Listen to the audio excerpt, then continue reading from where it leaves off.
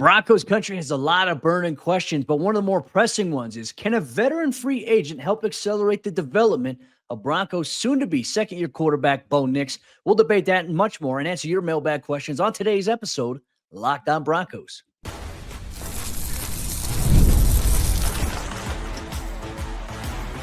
You are Locked On Broncos, your daily Denver Broncos podcast. Part of the Locked On Podcast Network, your team every day. Broncos Country, welcome into another episode of Locked On Broncos, your daily Denver Broncos podcast, part of the Locked On Podcast Network, where you know it is your team every day for all your Broncos news, content coverage, analysis, and more every single day, all year long, because for the true fan, there is never an off season. Broncos Country, Locked On Broncos is the place to be. Thank you so much to all the everydayers out there. Thanks to all of you who make us your first listen, however you choose to do so. I'm Cody Roark, Broncos reporter for Mile High Sports, joined as always by Sayre Bedinger, site expert, predominantly orange.com, and daily we bring you the best Broncos podcast that is out there in the entire atmosphere. We appreciate you so much for rocking with us. We got a lot to break down here on today's episode of the show. As some of the news has died down a little bit, Broncos Country sent in their mailbag questions, and we're going to go through and wrap things up on today's show by answering which inside linebacker might be the best fit for the Broncos in free agency. We'll also talk about maybe what the Broncos' best approach to this year's NFL draft may be in the first two rounds. We're going to kick things off by talking about whether or not a veteran acquisition on the offensive side of the ball, a wide receiver or other positions, could help accelerate the development of Bo Nix. So, Sayre, let's waste no time. Let's dive into that. We opened up the mailbag here for everyone in Broncos Country over there on Twitter, and they sent in their questions. Our first one comes in from our good friend newtype_JK47 on Twitter. He asked the question, if the Broncos can attain a sure-handed vet like a Cooper Kupp or a Deebo Samuel, wouldn't we accelerate Bo Nix's development? And he made the example. He compared it to the Bills helped Josh Allen by going out there and getting Stephon Diggs, and obviously that helped Josh Allen take a step forward in his game as a QB. Your thoughts on this? Yeah, Cody, I mean, you look at what the Broncos have right now with Courtland Sutton, like, shouldn't he be that guy, right? That's kind of what I would think. And Sutton had a much better year in 2024 than I think a lot of people would have expected. Eclipsed 1,000 yards finally again for the first time since 2019. And that was a huge milestone for him, but also I think it just kind of proved that when you elevate the quarterback play and the consistency there, that Sutton can be better. Now, what's really interesting is I agree with the nature of the question from new type JK47, because I don't know that the Broncos necessarily have that guy that Bo Nix can go to every single play or on any given play, maybe is a better way to put it. Because remember, there was, I think it was the game against New Orleans or something like that, where Sutton didn't have a single target in the first half. And then Bo Nix had a comment after the game where he's like, hey, if you ever have a situation where you're not getting a target in the first half, like, come and basically like grab me by the face mask and tell me I'm being stupid, sort of a thing. Like, I'll get you the ball. But I don't know, is Sutton that guy? And I just, that's where I'm wondering, like, okay, the person who's going to take so much more attention and make Sutton better, like, that to me would help the offense tremendously. I don't know exactly what the answer is, Cody, if it is Cooper Kupp or if it's Deebo Samuel that's going to be that consistent. I think it's got to be somebody that gets open quickly and consistently. If that's Cooper Kupp, if it's Deebo Samuel, if it's somebody else in free agency or the NFL draft, I think there's every stone here needs to be turned over, because it's not a Josh Reynolds type. It's not the Tim Patrick types. I mean, those guys would have helped this past season in certain spots. And certainly you would think that maybe they wouldn't have dropped some passes that were dropped. But at the same time, the Stephon Diggs thing is very interesting, because that was a guy who raised the floor for Josh Allen. I know I use that term all the time, but I don't know that the Broncos have that on the roster. And I don't know where they would get it either. Yeah, it's a great question. And look, I think it goes back to Sean, what he said at Radio Row. He said, our wide receiver room is better than people may think. And I agree with him. I don't know how you feel about what Sean said there, but I like where they are potentially headed with Marvin Mims, with Troy Franklin, with Devon Vele. And look, you look at it in a vacuum of one season. Devon Vele had some big moments for the Broncos. Troy Franklin had some big moments. And, obviously I think we saw the best version of Troy against the New Orleans Saints in that game, where they were using him on deep crossing patterns. They were finding ways to get him the ball in space. And then obviously the deep ball against the Buffalo Bills. And of course, people are going to go and say, okay, look at all the drops that he had, or look at the missed connections there. That's part of it. That's just part of just getting comfortable in the system. And I think that Troy's going to be better off than most people think, Sarah. And I think there's a widespread belief amongst Broncos country where they're, it's like questionable in their eyes, which is fair. I understand that, but I agree with you. I think really outside of Cortland Sutton, you need to add another guy. And the number one thing I'm seeing too is like the Broncos need a separator. They got a separator on this roster, Sarah, and that's Troy Franklin. Everything else has to come into fruition here, but they got a deep speed guy like Marvin Mims, who we've seen can get behind defenses, 93-yard touchdown. Devon Vele, a big body possession type guy. But Denver doesn't need a guy who's just like this world beater that, nobody can guard him in a sense. Like that would be nice, but those guys don't just hit free agency and they're not normally available for trade. But do you have good route runners? Do you have good possession guys? I look at Cooper Kupp. Great route runner. I think is a good possession guy for you. Sure-handed guy. I think Deebo Samuel is a sure-handed guy here. And obviously there's the debating factor that, you can factor in whether or not you want to go Cooper Kupp or Deebo Samuel. I think if the Broncos were to somehow get either one of those guys this offseason, I think I'd be happy with it. And it would allow your other guys like the Franklins, the Mims, the Devon Veles to go out there and continue to accelerate in their development and maybe even afford opportunities. Maybe guys like A.T. Perry as well, who's going to be a big part of the training camp preview, in which we're going to be looking forward to seeing him this July in the summer competing for maybe some playing time this upcoming season. But to me, I don't think there's just a one-size-fits-all answer. I think any veteran addition to this receiving room that, as you mentioned, not the veteran moves, it would be like adding a Josh Reynolds or a Tim Patrick, but guys who would be better additions, that would give the Broncos a little bit more star power, essentially. I think that would help with Bo Nix's continued development. And look, you still have options. It's about getting chemistry down pat with the guys that you have. I think adding a veteran would be crucial. And I think Sean Payton believes the same. But as he said, is it a must-have? I mean, he didn't say it was a must-have, but he did say it was a need, which was second in terms of the bucket list, which I think needs are pretty important as well.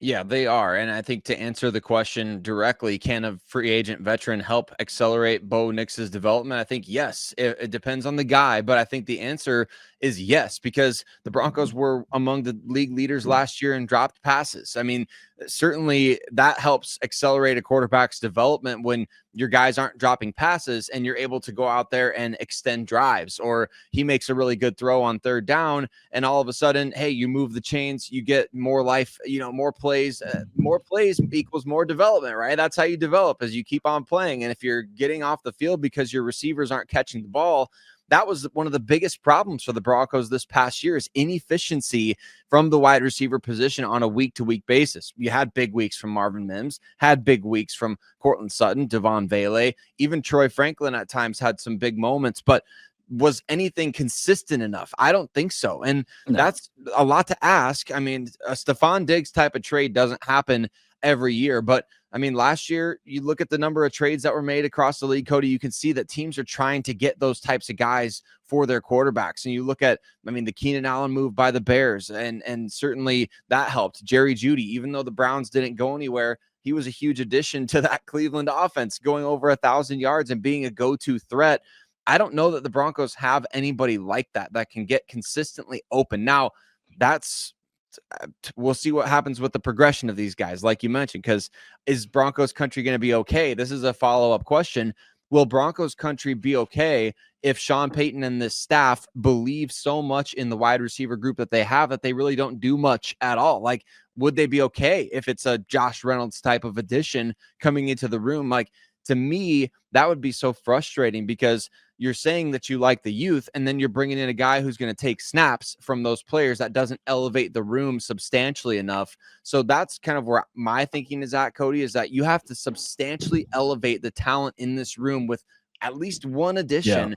Yeah. And it's not necessarily going to be the Josh Reynolds types that are, hey, great wide receiver 4, even a decent wide receiver 3 at times, but that's it. I think you need somebody that can be at least a wide receiver 1A or 1B in this instance. I agree with you there, and I'm very curious for Broncos country thoughts. Make sure you share your thoughts with us on today's episode of the show here. And there are a multitude of guys out there, and part of me is thinking, Sarah, it's not going to necessarily come via free agency. I think if Denver is going to add a veteran receiving option, I think it is going to come via trade.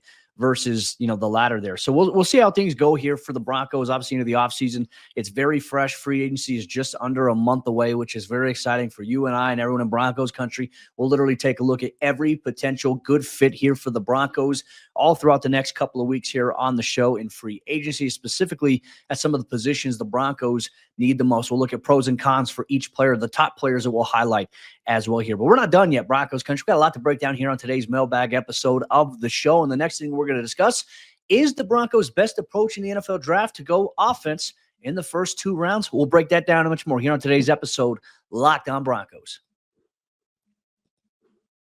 Today's Locked On Broncos podcast is brought to you by friends over there at LinkedIn Jobs. And as a small business owner, your work doesn't end when the clock hits 5. Your business, it's always on your mind, which means that when it's time to hire, you need a partner that works just as hard as you do. That's where LinkedIn Jobs comes in handy, because when you clock out, LinkedIn, they clock in. LinkedIn makes it easy to post your job for free. You can share it with your network, and you can get qualified candidates all in one place. So post your job. LinkedIn's new feature can help you write job descriptions and then quickly get your job in front of the right people with deep candidate insights. And here's a pro tip. Add the hashtag hiring frame to your profile picture to double your reach to qualified candidates. No wonder 72% of small businesses say LinkedIn helps them find high quality hires. Post your job for free at linkedin.com/lockedonnfl. That's linkedin.com/lockedonnfl to post your job for free. Terms and conditions apply. When it comes to upgrading the roster in the 2025 NFL Draft, will the Denver Broncos have their eyes strictly on offensive players early on, or should they maybe go defense with those first 2 picks? Cody and I are going to break down exactly why the ideal scenario for the Denver Broncos may actually be that there is no ideal scenario, because there's so many great options in the NFL draft this year. Broncos country, thanks so much for tuning in today and every day. For all you everyday listeners, you already know your boys Cody and Sayre, we got you every day with every single bit of Denver Broncos news, content, coverage, and more throughout the offseason. And if you're not an everydayer just yet, go ahead and become one by hitting subscribe wherever you listen to podcasts, as well as on YouTube.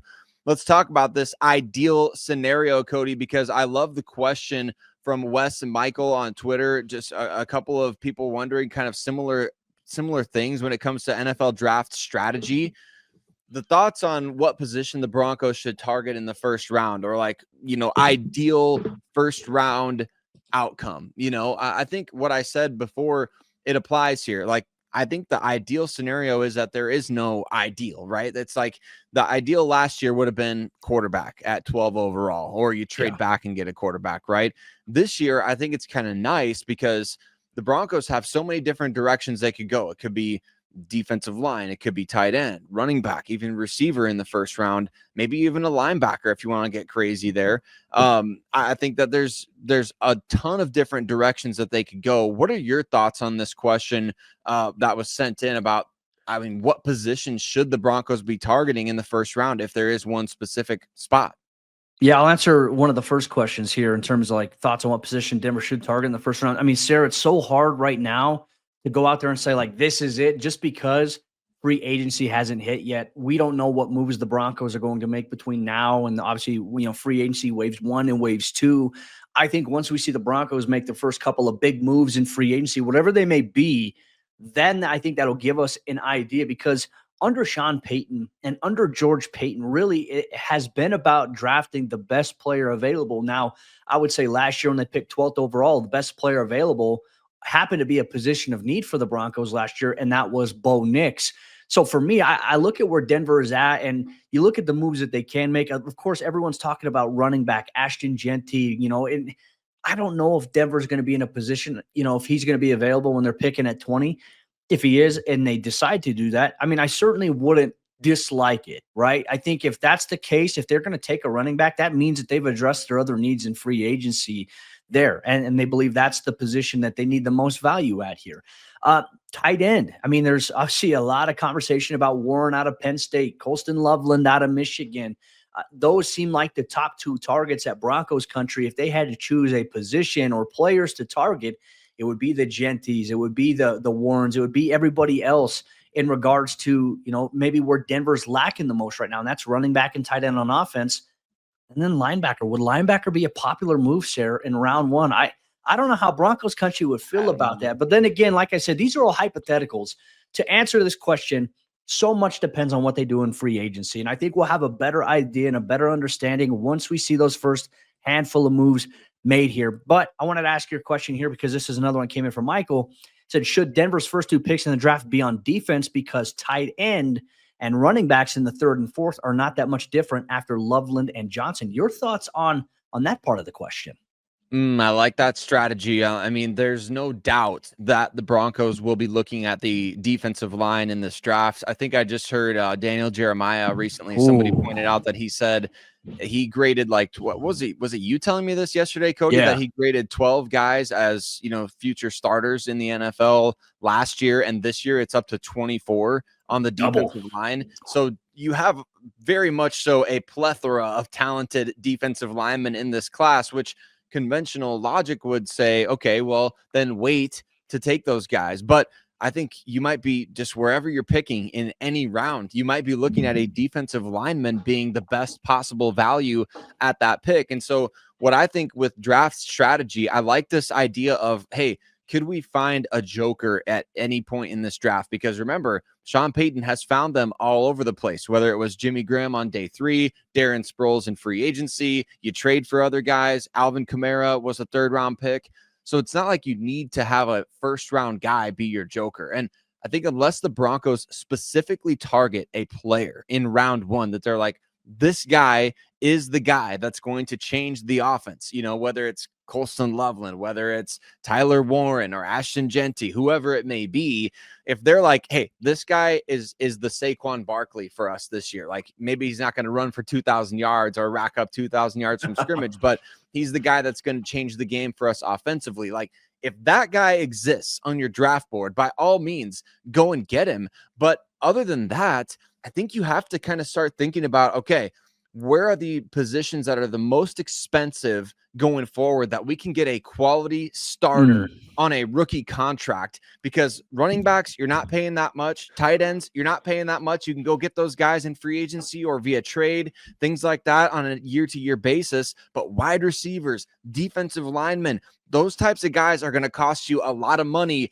going forward if you don't have the guys already under contract on the roster. And just so happens, Cody, that there are no defensive linemen under contract right now for 2026. And so that is a spot that I can see, okay, the Broncos are starting to forward think a little bit in terms of that position group, as opposed to saying, hey, we need this position for our offense because, that's the must-have.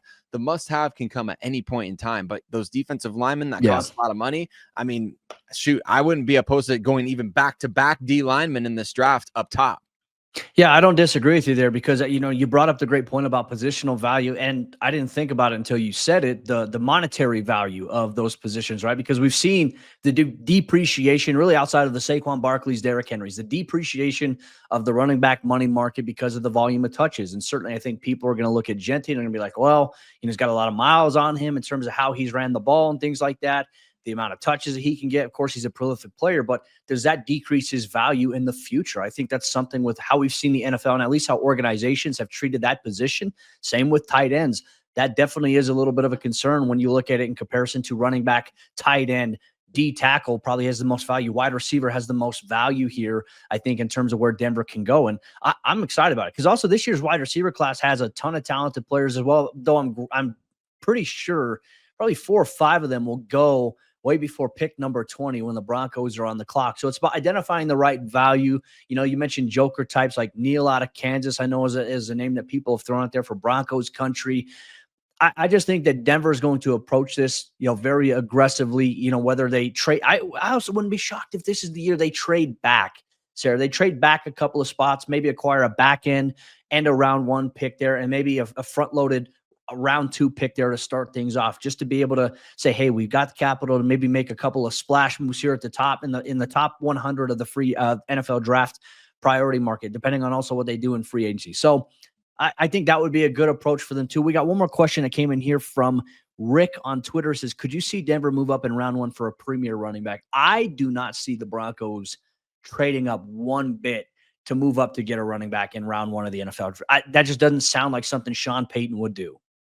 I don't think so either, Cody. If he didn't trade up for Bo Nix, I mean, right? Like I don't know if that's necessarily equivalent. That might be a bit apples to oranges, but I mean, we heard it from Jay Glazer back at Super Bowl Radio Row that he's like, Sean Payton is basically calling him every day, bothering him about whether or not the Rams were going to move up to get Bo Nix, right? And even the threat of teams like the Rams or maybe even the Raiders moving up for Bo Nix didn't prompt Sean Payton to move up a single pick. And I wonder if the strategy, though, changes now that you have the quarterback in place. I mean, I could see them maybe potentially doing it, but because George Payton did it in his first draft with the team, he traded up. I know it was the second round, but he traded up to get Javonte Williams at the top of the second round. So, I mean, it's not impossible, but Yeah. is that the best use of assets, right? I mean, you need these picks to continue to fill out the roster.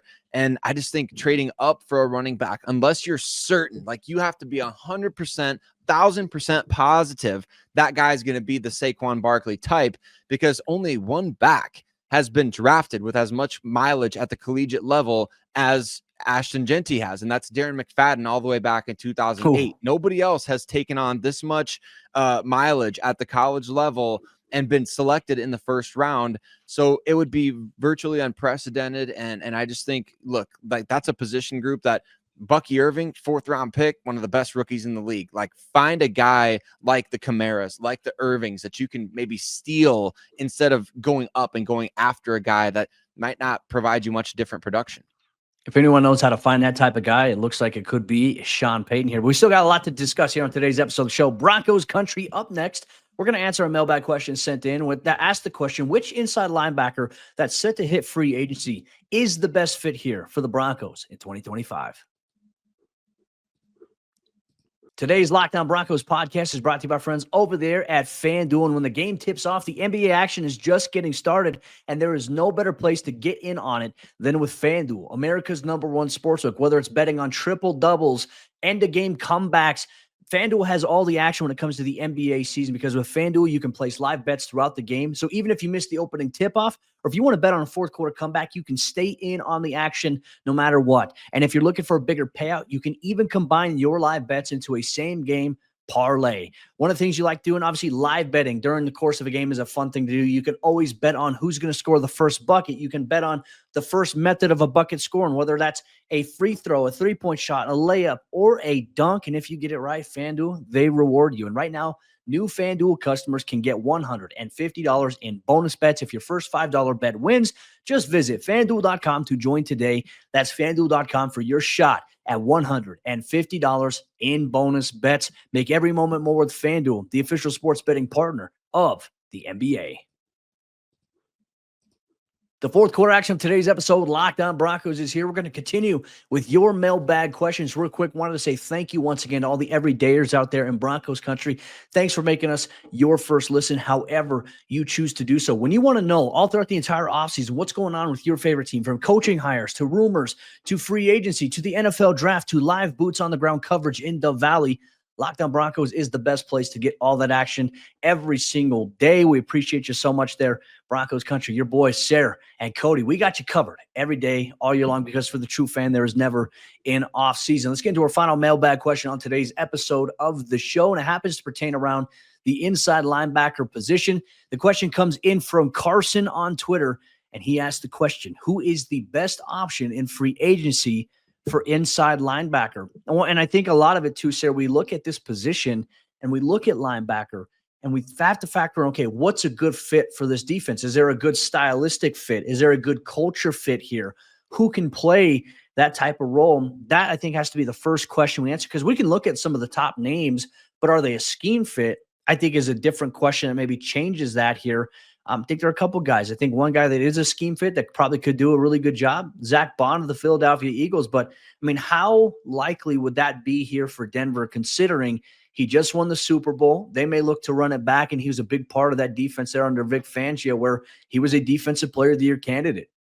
Yeah, I don't know how likely that is, Cody, because I mean, the Eagles could probably franchise tag him for a pretty reasonable price in terms of what linebackers make around the NFL. I don't know the exact number there on the franchise tag, but regardless, you have to feel like Zach Bond is going to want to run it back with the Eagles. Like, just won a Super Bowl with those guys, and playing for Vic Fangio we know like it's not for every player, but a player like Zach Bond, like he can thrive in that scheme for as long as Fangio is coaching there. And so why not continue to play in a place where you can continue to make more and more money as opposed to just taking the first blank check that you're offered? I know that there is a connection there between the Broncos and Zach Bond, being that Sean Payton was part of drafting him in New Orleans. But so why didn't the Broncos sign him this last offseason when they had the chance? Like I think he signed for $3 million this last year with Philadelphia, if memory serves me correctly, and 3.5 million, excuse me.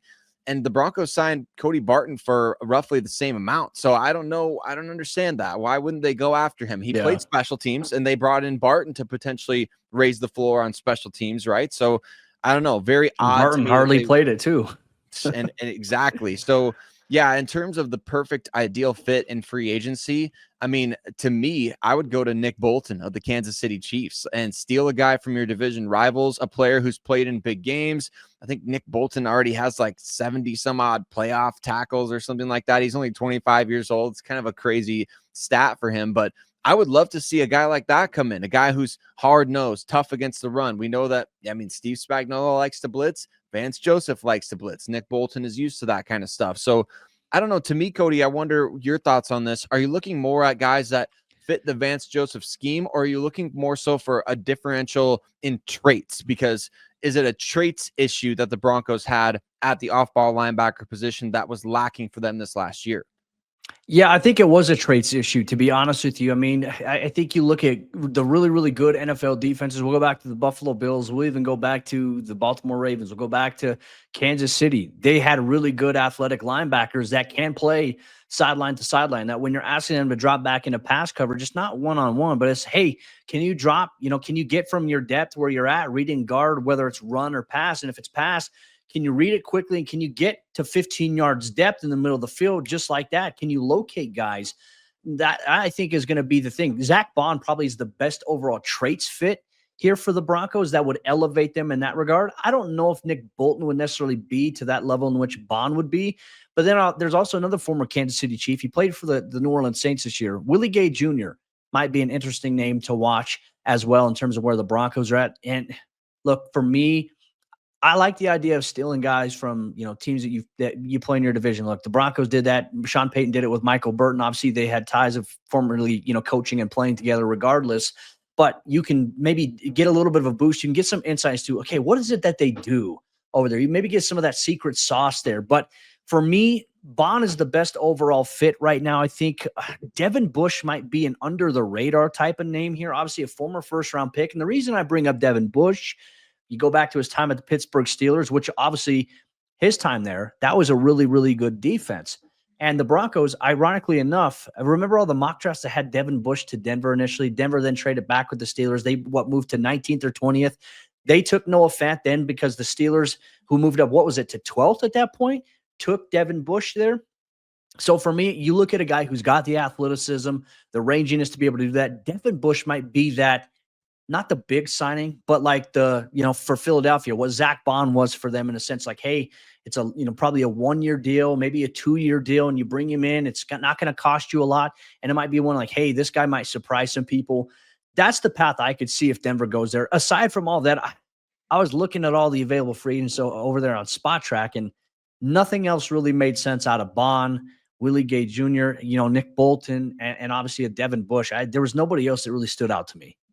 Yeah, you look up and down the list. I think that a lot of times fans are going to be looking at, okay, who's going to be that premier free agent acquisition, right? Whereas a guy like Zach Bond was signed, like we said, for $3.5 million last year. So maybe this is a situation where you kind of look deeper down the list at guys like Devin Bush, guys like Willie Gay Jr., players like that. Or maybe it's somebody like Jamie Sherwood, who played, 93% of the snaps, only 25 years old, coming from the New York Jets, where they're obviously changing a lot and going forward there. So I don't know. Maybe you look at some of those types of players, and Ernest Jones, who was traded a couple of times last year. He could be somebody that you could work with. I just like the idea of going a little bit younger, because the Broncos kind of set themselves up with the Cody Barton acquisitions. The Alex Singleton will be 32 this year. I mean, getting guys that are in their later 20s is not necessarily a bad situation by any means, but I would love to see a maybe more longer term approach to this position, which is why I kind of think you start considering the bigger money investments. I still think that there's a chance you go after a multi-year deal on a guy like Willie Gay. Maybe Nick Bolton is the premier addition. I think the Broncos need two guys here, Cody. I really do. I don't know what the vision is for Drew Sanders or Alex Singleton going forward. I think the Broncos need to sign two guys here, and I don't think they bring back Cody Barton or Justin Sternad unless it's strictly for special teams. Yeah, and we'll see how it all goes too. But I mean, to your point right now, this is probably inside linebacker has to be the most questionable position right now on the roster because of Singleton coming off the injury. He's running now, which is obviously a great sign for him, but we don't know who or what Drew Sanders really is yet. And obviously, I'm hoping to be at the NFL Scouting Combine this year. We'll see if I get sent out there. But the thing that I'm really wondering, that I'd love to ask George Paton, Sean Payton, or somebody hopefully can ask this is, what is the vision now with Drew Sanders after, he switched from, off ball to edge in his first year, and they switched from edge to off ball back in his second year. And it's just like, all right, how much moving around can you do with the player before that player starts to lose a little bit of confidence? Because you're going from all these changes like that. You're throwing so much at them, and what they have to learn at edge is different than what they have to learn at off ball linebacker. So what is the vision for inside linebacker? I know they probably won't go too deep into the details there with it, but that is, I think, one of the bigger questions here this offseason. I think it'll be easier for them to address running back and tight end than it will be for them to address inside linebacker. And that, to me, I think, is where my biggest concern lies with this offseason. 100%. And you want to identify guys that can be a fit, not only for Vance Joseph, but what if you're planning on him getting a head coaching gig after this year? I think you need to have guys that are kind of not necessarily going to be able to play multiple different schemes, because who knows if it's Jim Leonard who takes over, for instance, who knows how different it would truly be stylistically or in terms of how he calls a defense. But you want to make sure that I don't think you want this to be an issue again next offseason, right? No. It's the situation with inside linebacker. And so that's where I would say make a long-term play here. Take a dart throw on somebody who's super athletic like Willie Gay Jr. We know he's got some big-time speed. Hopefully, I'd have to look at the snaps, Cody, but hopefully he played some for Darren Rizzi this past year and knows a little, bit about how he wants to operate special teams as well. But I would just be going for athletic upside. I would be going for guys that could play with range, instincts, physicality. That is what I feel like the Broncos were missing this past year in spades over the course of the season. And so I think it's one of those position groups that I would say, hey, no more Band-Aid fixes. Let's go after some maybe long-term options at this spot. I'm with you there in Broncos Country. We're eager for your thoughts as always here on today's episode. Locked On Broncos. Make sure you let us know your thoughts on the best free agency fit at linebacker. Obviously, what you think the Broncos' best approach to the NFL draft is here in the first couple of rounds, and also whether or not a veteran free agent acquisition will help with Bo Nix's development, whether it can accelerate it or not here in 2025. But Broncos Country, that'll wrap up today's episode of the show. For all you everydayers, here's what you can expect the rest of the week. We've got an NFL squad show for you that's also coming up. We're going to debate what the biggest needs are for some of the teams around the NFL, some of the biggest storylines following the Super Bowl aftermath with the Eagles win there. But then on top of that, you're going to get another episode of Locked On Broncos to round out the week. And hopefully we'll have some coaching news for you. Maybe the Broncos will make some headway on a potential special teams coordinator hire. Darren Rizzi could, in fact, become the Broncos special teams coordinator very, very quickly. We'll break all that down and much more on tomorrow's episode, Locked On Broncos.